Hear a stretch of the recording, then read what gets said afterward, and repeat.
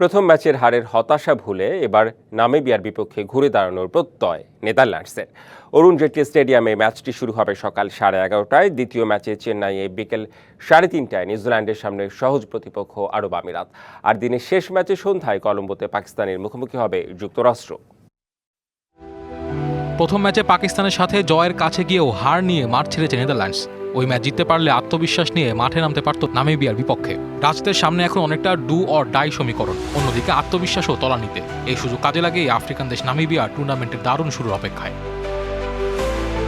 Batting ডিপার্টমেন্টে খুব একটা স্বস্তিতে নেই ডাচরা। স্কট এডওয়ার্ডস ও বাস ডে লিডে ফর্মে থাকলেও টপ অর্ডারের পাওয়ার প্লে পারফরমেন্স বড় চিন্তার জায়গা।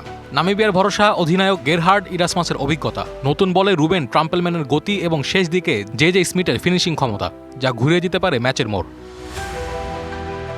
চেন্নাইয়ের চিদাম্বারামে বিকেলে নিউজিল্যান্ডের সহজ প্রতিপক্ষ সংযুক্ত আরব আমিরাত। এই ম্যাচ জিততে পারলে সুপার 8-এর পথ অনেকটাই সুগম হয়ে যাবে কিউইদের। চেন্নাইয়ের পিচ বাড়তি সুবিধা দেবে স্যান্টনার সৌদিদের। স্পিন পিচ কন্ডিশনে খেলে অভ্যস্ত আমিরাত।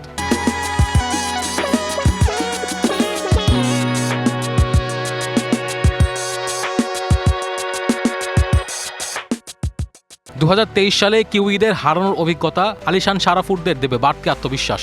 তবে দলের শক্তিমত্তা ও সাম্প্রতিক পারফরমেন্স বিবেচনায় স্বাভাবিকভাবেই এগিয়ে ব্ল্যাক ক্যাপসরা।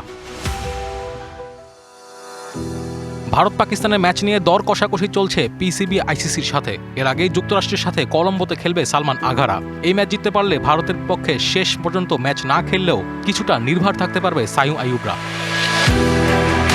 ছেড়ে দেওয়ার পাত্র নয় যুক্তরাষ্ট্র, তার মধ্যে আবার গেল বিশ্বকাপে পাকিস্তানকে হারানোর দারুণ সুখস্মৃতিও আছে ওদের। এই আসরে প্রথম ম্যাচ হারলেও ভারতের বিপক্ষে বোলিং পারফরমেন্সে দারুণ ফাইট করেছে মোনাং পাটেলের দল। স্কালকোয়েকের গতি সাবধানেই মোকাবেলা করতে হবে পাক ব্যাটারদের। শক্তিমত্তায় পাকিস্তান এগিয়ে থাকলেও এই ম্যাচ থেকে আসতে পারে যে কোনো চমক।